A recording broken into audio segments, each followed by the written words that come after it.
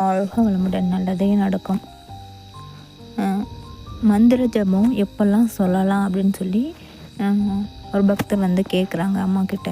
அதுக்கு அம்மா என்ன சொல்கிறாங்க அப்படின்னா, மந்திர ஜபம் வந்து எப்போ வேணாலும் சொல்லலாமா.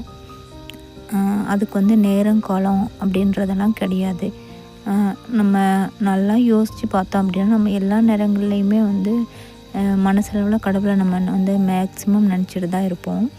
அது ஆன்மீகத்துக்கு வரதுக்கு முன்னாடி கூட நமக்கு ஏதாவது கவலை வந்துச்சுன்னா நம்ம வந்து கடவுளை பற்றி நம்ம நினச்சிருப்போம். அது வந்து எந்த டைம் அப்படின்னு சொல்ல முடியாது. இப்போ பீரியட்ஸ் டைமில் கூட நம்ம வந்து கடவுளை நினச்சிட்டு தான் இருப்போம்.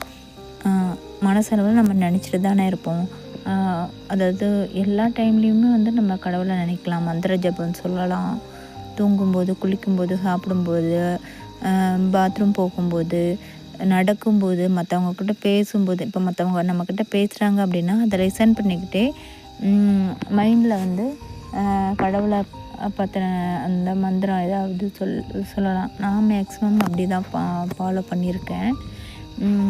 அந்த மாதிரி நம்ம வந்து மந்திர ஜபம் எப்போ வேணாலும் சொல்லலாம். இந்த டைமில் தான் சொல்லணும், இந்த நேரத்துலேருந்து இந்த நேரத்துக்குள்ளார தான் சொல்லணும் அப்படின்ற வரையறையெல்லாம் வந்து கிடையாது. எப்போ வேணாலும் நம்ம சொல்லலாம்.